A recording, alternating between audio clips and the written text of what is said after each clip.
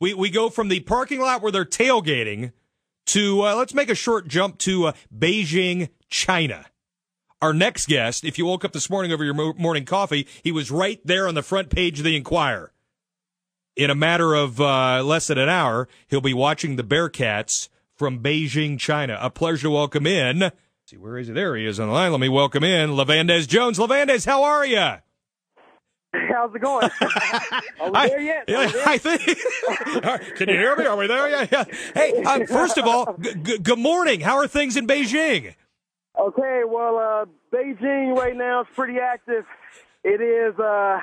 It feels like about 20 degrees right now. Wow. There's snow on the ground. There's frost in the grass, and I'm walking on my way to a bar. What time is it in Beijing, China right now? It's a little past 8 in the morning.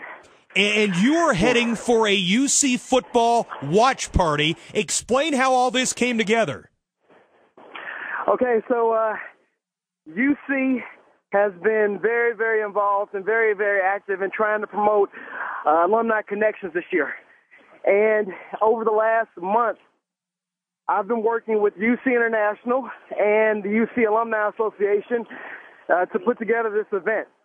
So what we've done is we've tapped databases, made a lot of phone calls, sent a lot of emails, and really ginned up a lot of support for the team. And right now we're about to see the fruition of it. We're about to see the game. Where are you going to be watching the game from?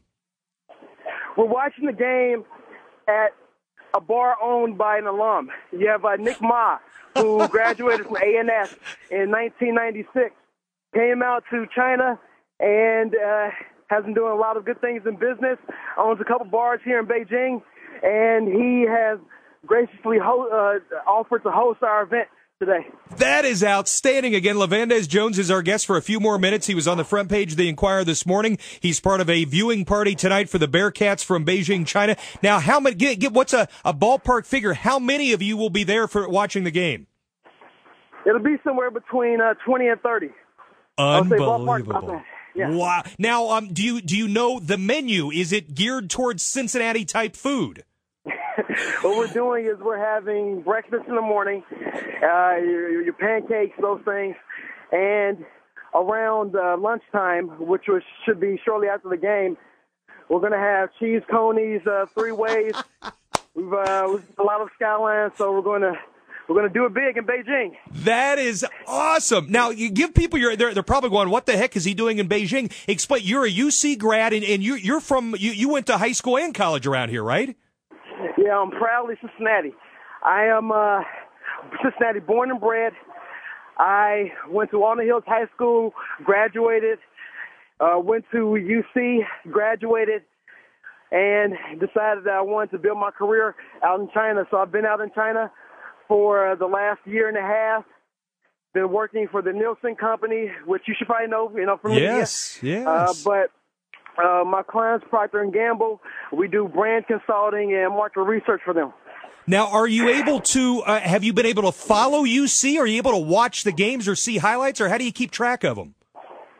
Well, unfortunately, I don't have a Sling box, which allows for you to watch games from the States here in China.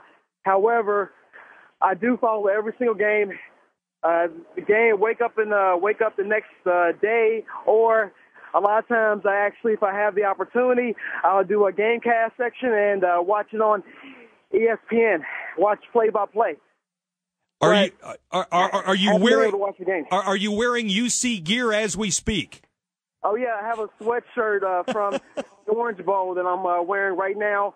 Underneath that, I have the Big East Championship T-shirt, and on top of my head, I have a Cincinnati hat. Unreal. Now, I'm sure going back to your Walnut Hills days, you didn't have any reason to believe you'd be in Beijing at any point. Would you ever have imagined you'd be watching the number 5 team in the country be 9-0? Well, right now, I'm just extremely, extremely excited. The guys have done an amazing job this year. They've got our full support, and it's just amazing. It's an amazing time to be a Bearcat.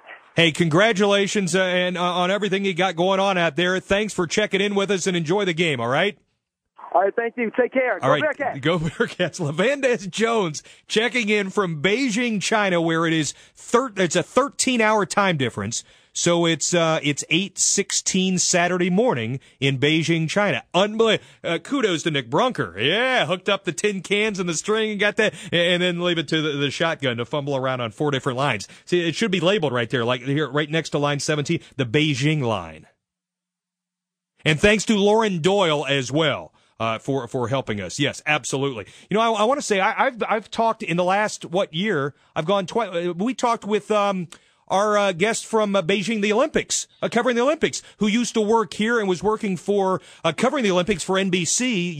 I'm blanking on his name right now, but a local product who used to work at one of the local TV stations. So I've gone to Beijing by phone twice, more successfully the last time than this time, hitting the right phone. But they're eating Skyline chili for lunch after the game. A UC grad owns the bar. I think if it's the same bar that was mentioned in the Inquirer this morning, the Rickshaw, a dinner bar in one of Beijing's main entertainment districts. A viewing party, and they're watching on Slingbox. They'll sling it from there to there, and watching the Bearcats take on West Virginia. Unbelievable. I love that stuff. All right, we'll take a timeout a little bit late. We'll play some catch-up. We'll head down the stretch to Mo Egger and the guys live from Nippert Stadium. 513-749-7000. 1-800-THE-BIG ONE. Pound 700 on the new AT&T. Squeeze in what we can on the other side, including your calls on 700 WLW.